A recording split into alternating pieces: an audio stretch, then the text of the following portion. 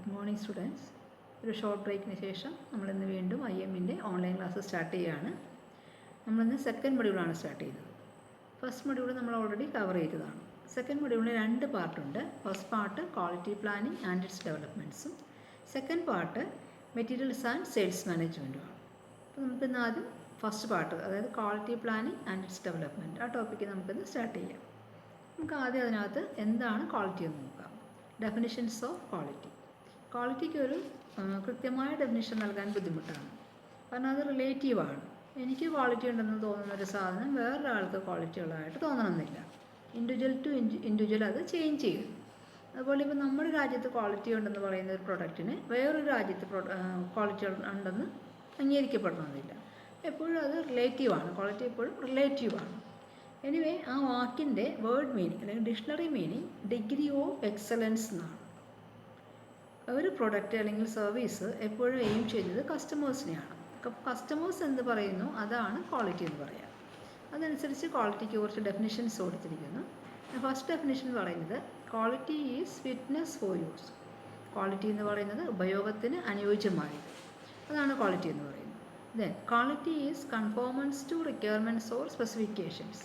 Quality എന്ന് പറയുന്നത് സ്പെസിഫിക്കേഷൻസുമായിട്ടുള്ള ഒത്തുപോകൽ അല്ലെങ്കിൽ റിക്വയർമെൻറ്റ്സുമായിട്ടുള്ള ഒത്തുപോകൽ, അതാണ് ക്വാളിറ്റി എന്ന് പറയുന്നത്. Then quality is what the customer says it is. Customer എന്താണോ പറയുന്നത് അല്ലെങ്കിൽ കസ്റ്റമർ എന്താണോ ആവശ്യപ്പെടുന്നത്, അതാണ് ക്വാളിറ്റി എന്ന് പറയുന്നത്. Then quality is the defect free production through prevention rather than detection. അതായത് ക്വാളിറ്റി എന്ന് പറയുന്നത് ഒരു പ്രൊഡക്റ്റ് ഡിഫക്റ്റ് ഫ്രീ ആയിട്ട് ഉണ്ടാക്കുക, ഡിഫക്റ്റ് വന്നതിന് ശേഷം റെക്ടിഫൈ ചെയ്യുന്നതിന് പകരം ഡിഫക്റ്റ് ഫ്രീ ആയിട്ടുള്ള പ്രൊഡക്റ്റ്, അതാണ് ക്വാളിറ്റി എന്ന് പറയുന്നത്. Then quality is the totality of features and characteristics of a product in satisfying customer needs and expectations on a continuous basis. ഒരു കസ്റ്റമറിൻ്റെ എക്സ്പെക്റ്റേഷൻസ് എന്തൊക്കെയാണ് അല്ലെങ്കിൽ അവരുടെ നീഡ്സ് എന്തെല്ലാമാണ്, അത് എല്ലാം കൂടി അതിൻ്റെ ആ ക്യാരക്ടറിസ്റ്റിക്സ് എല്ലാം ചേർന്ന് ഒന്നാണ് ക്വാളിറ്റി എന്ന് പറയുന്നത്.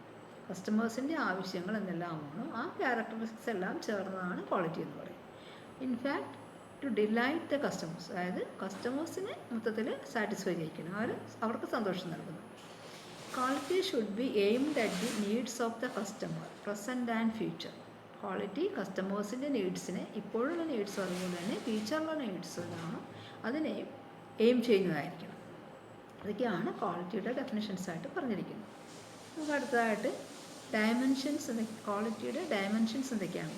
Dimensions of requirements of quality. ഒരു 7 കാര്യങ്ങളാണ് ക്വാളിറ്റിയുടെ ഡയമെൻഷൻസ് ആയിട്ട് പറഞ്ഞിരിക്കുന്നത്. ഫസ്റ്റ് സ്യൂട്ടബിലിറ്റി, അതായത് അനുയോജ്യമായതായിരിക്കണം. നമുക്കത് ആ പ്രൊഡക്റ്റ് അനുയോജ്യമായതായിരിക്കണം. Then durability. Third one dependability or reliability. Product dependable ആയിരിക്കണം അല്ലെങ്കിൽ നമുക്കതിനെ വിശ്വസിക്കാൻ പറ്റുന്നതായിരിക്കണം. ദെൻ സേഫ് വർക്കബിലിറ്റി, അത് നമുക്ക് സേഫായിട്ട് വർക്ക് ചെയ്യിക്കാൻ പറ്റണം.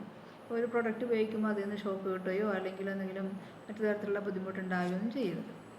ദെൻ അഫോർഡബിലിറ്റി, അഫോർഡ് ചെയ്യാൻ പറ്റുന്നതായിരിക്കണം. ആപ്ലിക്കബിലിറ്റി ഉണ്ടാവണം. Then value for the money, നമ്മൾ മുടക്കുന്ന പണത്തിനുള്ള വാല്യൂ ഉണ്ടാവണം. ഇതൊക്കെയാണ് ഡയമെൻഷൻസ്, ക്വാളിറ്റിയുടെ ഡയമെൻഷൻസ് അല്ലെങ്കിൽ റിക്വയർമെൻറ്റ്സ് ആയിട്ട് പറയുന്നത്.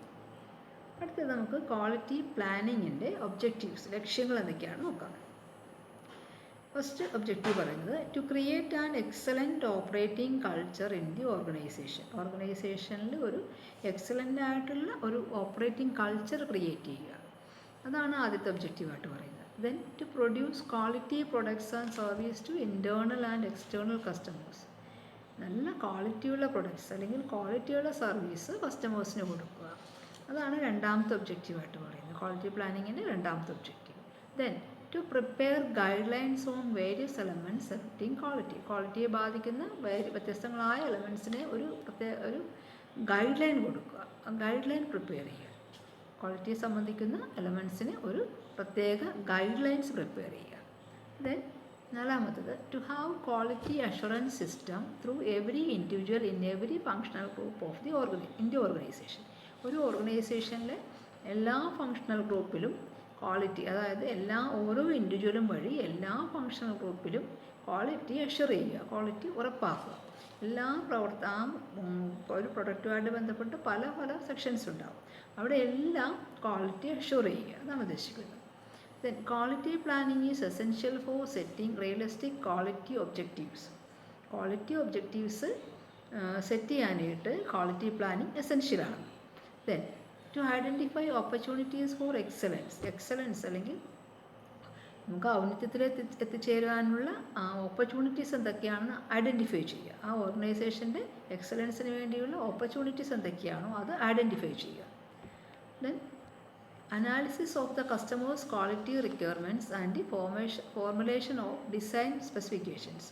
കസ്റ്റമേഴ്സിൻ്റെ റിക്വയർമെൻറ്റ്സ് എന്തൊക്കെയാണെന്ന് അനലൈസ് ചെയ്തിട്ട് അതനുസരിച്ചിട്ട് ഡിസൈൻ സ്പെസിഫിക്കേഷൻസ് ഫോർമുലേറ്റ് ചെയ്യുക. Review and evaluation of product designs with a view to improve quality and reducing quality cost. അതായത് ഒരു പ്രൊഡക്റ്റ് ഡിസൈൻ ചെയ്തതിന് ശേഷം അത് ഇങ്ങനെ നമ്മൾ റിവ്യൂ ചെയ്യുക, അനലൈസ് ചെയ്യുക. അങ്ങനെ നമുക്ക് വീണ്ടും ഇമ്പ്രൂവ് ചെയ്യാൻ പറ്റുമെങ്കിൽ ക്വാളിറ്റി ഇമ്പ്രൂവ് ചെയ്യാൻ പറ്റുമെങ്കിൽ ഇമ്പ്രൂവ് ചെയ്യാൻ ശ്രമിക്കുക. അതുപോലെ തന്നെ കോസ്റ്റ് കുറയ്ക്കാൻ പറ്റുമെങ്കിൽ അതിനൊക്കെ ശ്രമിക്കുക. Defining quality standards and preparing product specifications. Quality standard define ചെയ്തുകൊണ്ട് അതനുസരിച്ച് ക്വാളിറ്റിയുടെ പ്രൊഡക്റ്റിൻ്റെ സ്പെസിഫിക്കേഷൻസ് പ്രിപ്പയർ ചെയ്യുക.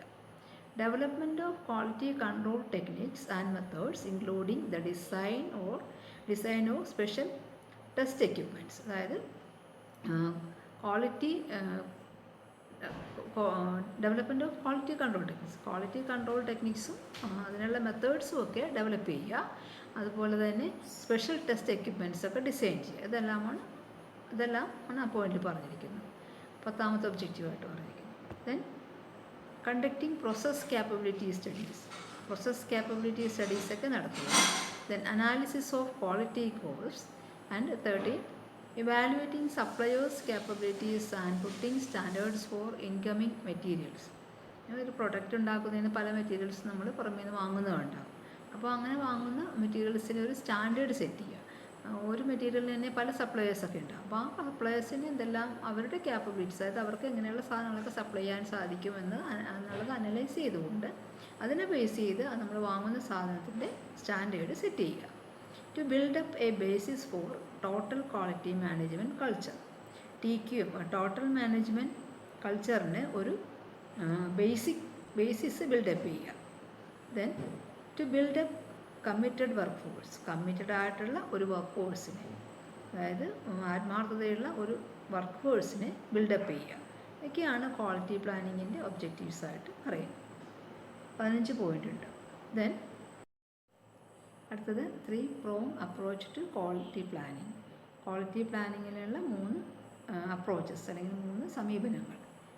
ആദ്യത്തെ പറയുന്നത് പ്രൊഡക്റ്റ് പ്ലാനിങ്. ദെൻ രണ്ടാമത്തത് managerial and operational planning and quality plan preparation. ഈ 3 കാര്യങ്ങളാണ് ക്വാളിറ്റി പ്ലാനിങ്ങിനുള്ള അപ്രോച്ചസായിട്ട് പറയുന്നത്. നമുക്കിനി ഓരോന്നും എന്താണെന്ന് നോക്കാം. ആദ്യത്തെ പ്രൊഡക്റ്റ് പ്ലാനിങ് എന്ന് പറയുമ്പോൾ ഉദ്ദേശിക്കുന്നത് നമ്മളൊരു പ്രൊഡക്റ്റ് ഉണ്ടാക്കാൻ തീരുമാനിച്ചു കഴിഞ്ഞാൽ, ക്വാളിറ്റിയുള്ള ഒരു പ്രൊഡക്റ്റ് ഉണ്ടാക്കാൻ തീരുമാനിച്ചു കഴിഞ്ഞാൽ അതിൻ്റെ സ്പെസിഫിക്കേഷൻസ് എന്തൊക്കെ വേണം, എന്തെല്ലാം, അതിൻ്റെ ഡിസൈൻ എങ്ങനെയായിരിക്കണം, അതിൻ്റെ ഒരു ഓവറോൾ വ്യൂ എങ്ങനെയായിരിക്കണം, എത്രമാത്രം അതിന് കോസ്റ്റ് വരാം, അങ്ങനെയുള്ള കാര്യങ്ങളൊക്കെ ആദ്യം തീരുമാനിക്കണം. അപ്പോൾ അതനുസരിച്ചിട്ട് അതിൻ്റെ ഡിസൈനും കാര്യങ്ങളൊക്കെ സെറ്റ് ചെയ്യണം.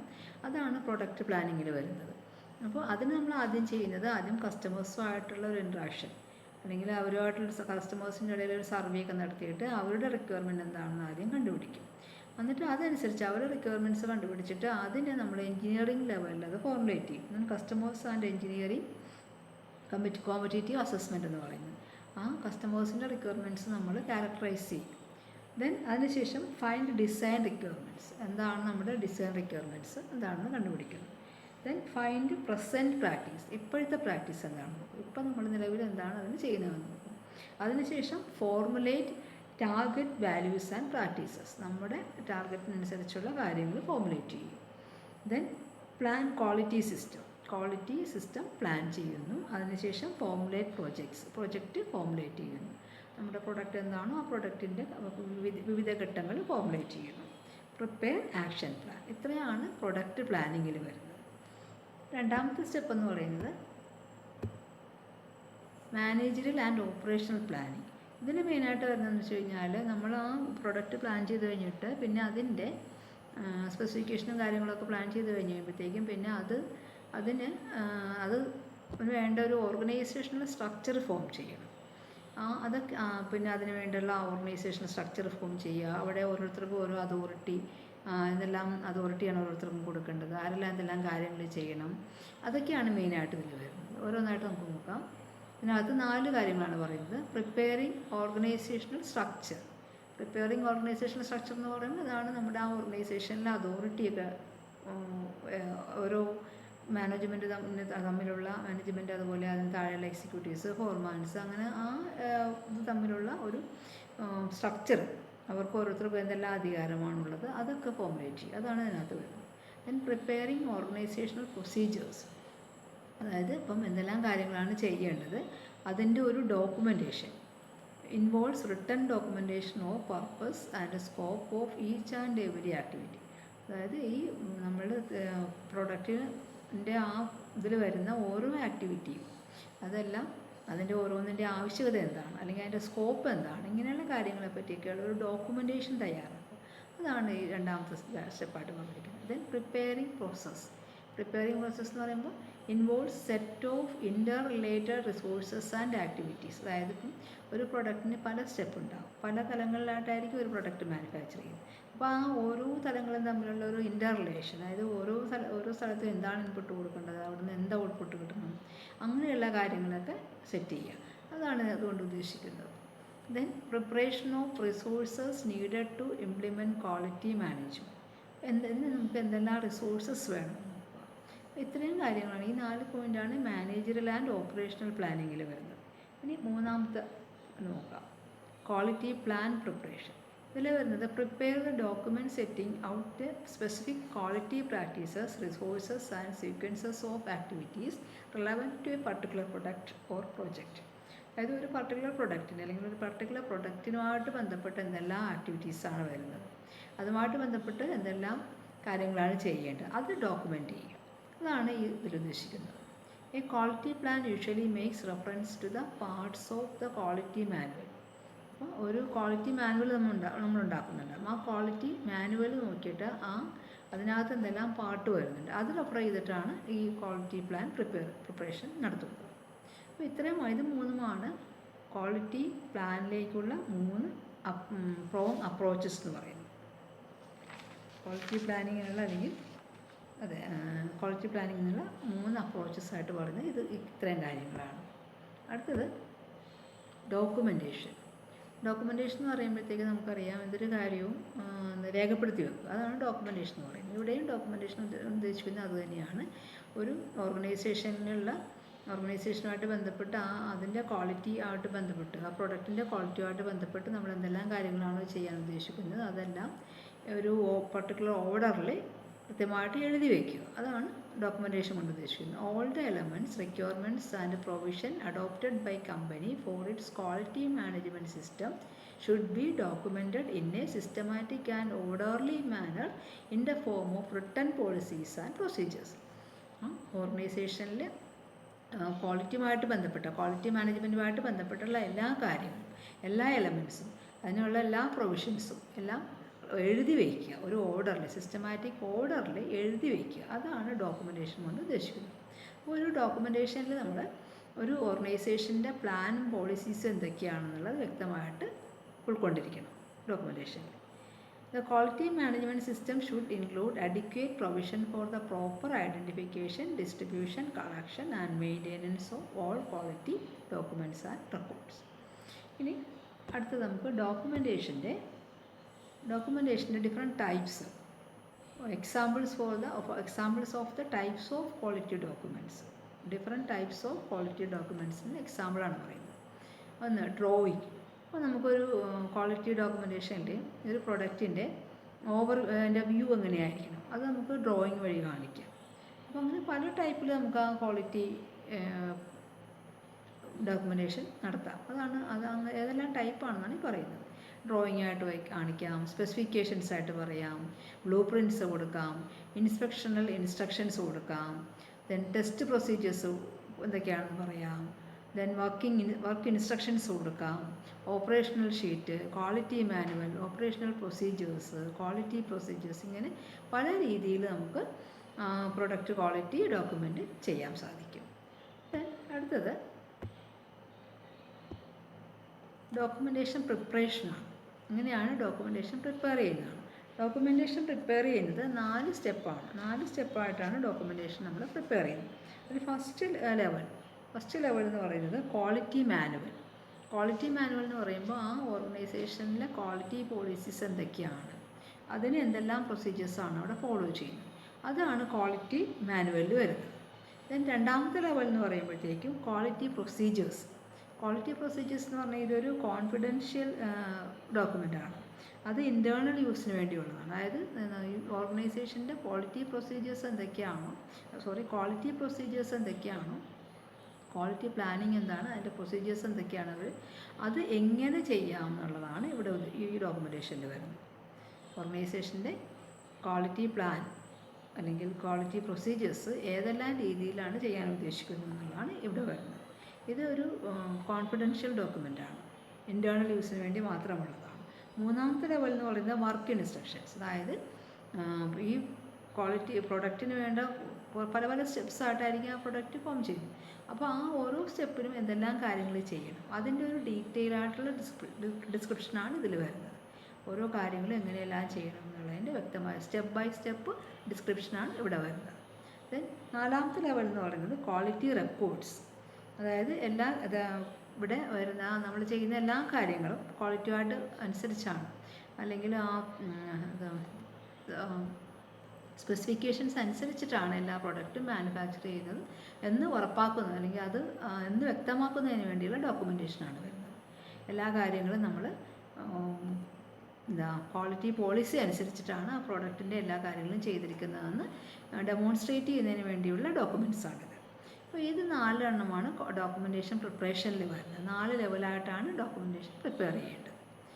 ഇതിന് നമ്മൾ ക്വാളിറ്റി സിസ്റ്റം ഡോക്യുമെൻറ്റേഷൻ ട്രയാങ്കിൾ എന്ന് പറയും. അടുത്ത topic quality management system. Quality management system എന്ന് പറയുമ്പോൾ quality management system organisers overall activities of the company in such a way that the technical, administrative and human factors affecting the quality of its products, services are under control. അതായത് quality management system ഒരു ഓർഗനൈസേഷനിലുള്ള എല്ലാ ആക്ടിവിറ്റീസും, അതായത് ടെക്നിക്കലായിട്ടും അഡ്മിനിസ്ട്രേറ്റീവായിട്ടും അതായത് human ഫാക്ടേഴ്സുമായിട്ട് ബന്ധപ്പെട്ടും എല്ലാ തരത്തിലുള്ള ആക്ടിവിറ്റീസിനെയും control ചെയ്യണം. എല്ലാത്തിനെയും ഓവറോളുള്ളൊരു കൺട്രോള് ക്വാളിറ്റി മാനേജ്മെൻറ്റ് സിസ്റ്റത്തിൽ ഉണ്ടായിരിക്കണം. All such controls are oriented towards the reduction, elimination and most importantly prevention of quality deficiencies. അതായത് ക്വാളിറ്റി ഡിഫിഷ്യൻസീസ് ഒഴിവാക്കുന്ന രീതിയിലുള്ള കൺട്രോൾ ഉണ്ടാവണം. ക്വാളിറ്റി മാനേജ്മെൻറ്റ് സിസ്റ്റത്തിൽ ഓർഗനൈസേഷനിലുള്ള ടെക്നിക്കലായിട്ടും അഡ്മിനിസ്ട്രേറ്റീവായിട്ടും ഹ്യൂമൻ ഫാക്ടേഴ്സിനെയും സംബന്ധിക്കുന്ന എല്ലാ കൺട്രോളും ഈ ക്വാളിറ്റി മാനേജ്മെൻറ്റ് സിസ്റ്റം ഓർഗനൈസ് ചെയ്യണം. ഈ കൺട്രോളെല്ലാം തന്നെ അവിടെ ഉണ്ടാക്കുന്ന ആ പ്രൊഡക്റ്റിനുള്ള ഡെഫിഷ്യൻസീസ് എലിമിനേറ്റ് ചെയ്യാൻ പാകത്തിനുള്ളതായിരിക്കണം ഈ കൺട്രോൾസ് എല്ലാം. Then the quality management system has to meet the interrelated needs of company as well as the customer. അതായത് കസ്റ്റമേഴ്സിൻ്റെ നീഡ്സും മീറ്റ് ചെയ്യണം, അതേപോലെ തന്നെ കമ്പനിയുടെ ഇൻ്റർറിലേറ്റഡ് നീഡ്സ് മീറ്റ് ചെയ്യുന്ന രീതിയിലായിരിക്കണം ഈ ക്വാളിറ്റി മാനേജ്മെൻറ്റ് സിസ്റ്റം. കസ്റ്റമേഴ്സിൻ്റെ നീഡ്സ് എന്ന് പറയുമ്പോൾ അവരുടെ ആവശ്യങ്ങൾ, അവരുടെ എക്സ്പെക്റ്റേഷൻസ് എന്തൊക്കെയാണോ അത് മീറ്റ് ചെയ്യുന്ന രീതിയിൽ ഈ ക്വാളിറ്റി മാനേജ്മെൻറ്റ് സിസ്റ്റം ഫോർമുലേറ്റ് ചെയ്യണം. അതോടൊപ്പം തന്നെ കമ്പനിയുടെ ഇൻ്റർറിലേറ്റഡ് നീഡ്സ്, അതായത് കമ്പനിക്ക് ഒരു ലാഭം ഉണ്ടാകണം. അപ്പോൾ ആ രീതിയിൽ അതിന് പറ്റുന്ന രീതിയിലുള്ളതായിരിക്കണം ഈ ക്വാളിറ്റി മാനേജ്മെൻറ്റ് സിസ്റ്റം. അപ്പോൾ കമ്പനിയിൽ അവൈലബിൾ ആയിട്ടുള്ള അതുപോലെ തന്നെ ടെക്നിക്കൽ റിസോഴ്സ്, അതുപോലെ തന്നെ മെറ്റീരിയൽ റിസോഴ്സ്, ഇതെല്ലാം എഫക്റ്റീവായിട്ട് യൂട്ടിലൈസ് ചെയ്തുകൊണ്ട് കസ്റ്റമേഴ്സ് നീഡും സാറ്റിസ്ഫൈ ചെയ്യണം, അതോടൊപ്പം തന്നെ കമ്പനിക്ക് ഒരു പ്രോഫിറ്റ് ഉണ്ടാക്കുകയും ചെയ്യണം. അത്രയാണ് ക്വാളിറ്റി മാനേജ്മെൻറ്റ് സിസ്റ്റം ചെയ്യേണ്ട കാര്യങ്ങൾ. അപ്പം നമ്മുടെ അടുത്ത ടോപ്പിക് എന്ന് പറയുന്നത് ISOയും ISO 9000 അതിൻ്റെ എലമെൻറ്റ്സ് ഇതൊക്കെയാണ് അടുത്ത ടോപ്പിക്ക്. അത് നമുക്ക് അടുത്ത ക്ലാസ്സിൽ കവർ ചെയ്യാം. അപ്പോൾ ഇന്നത്തേക്ക് നമുക്ക് ഇത്രയും ടോപ്പിക്ക് വെച്ചിട്ട് നമുക്ക് സ്റ്റോപ്പ് ചെയ്യാം.